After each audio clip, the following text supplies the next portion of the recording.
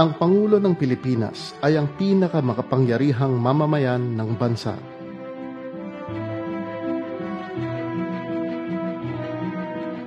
Hinalal siya ng bayan at binigyan ng tungkuling pamunuan ng bansa at ang hukbong sandatahan nito.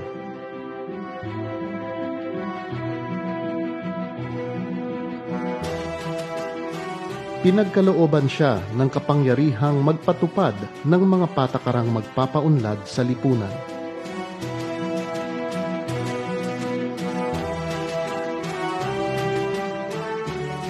Ang kanyang posisyon sa makatuwid ay malinaw na pagpahayag ng ating kalooban bilang isang malayang bayang nakaugat sa kasaysayan at nakabatay sa ating saligang batas.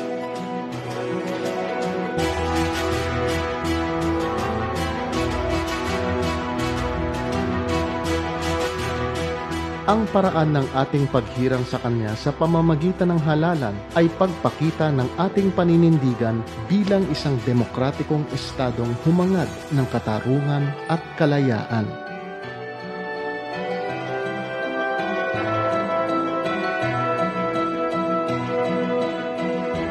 Sa gayon, nararapat lamang na ang pampangulong sasakyan ay sumasalamin sa pagpahalagang ito.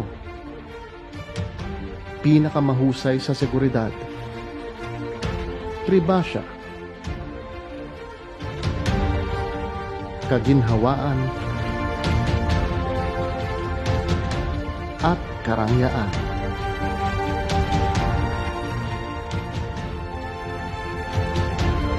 Sa buong kasaysayan, nagkakaroon ng iba't ibang mga pampangulong sasakyan ang pamahalaan upang mapunan ang pangangailangan ng pinuno ng Estado.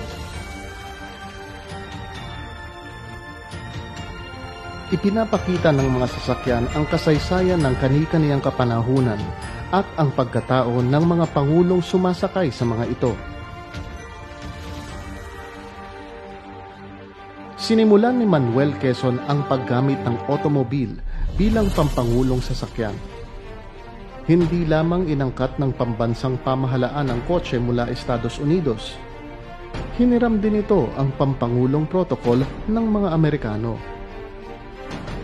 Sa pagdaan ng mga taon, nagbago rin ang mga disenyo ng mga pampangulong sasakyan. Ang mga nauna ay nakatuon sa ginhawa at karangyaan. Ang ibang mga pangulo ay mayroong mga convertible para sa mga parada.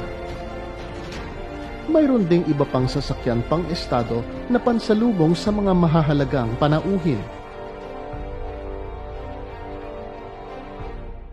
Ang pagpaslang kay Pangulong John F. Kennedy ng Estados Unidos noong 1963 ang nag-udyok sa pagpabuti ng seguridad ng mga sasakyang pang estado, kabilang ang mga nasa Pilipinas. Maaaring magkaroon ng mahigit isang sasakyan ang Pangulo sa kanyang panunungkulan. Kadalasan, isinasalin ang mga ito sa susunod na Pangulo.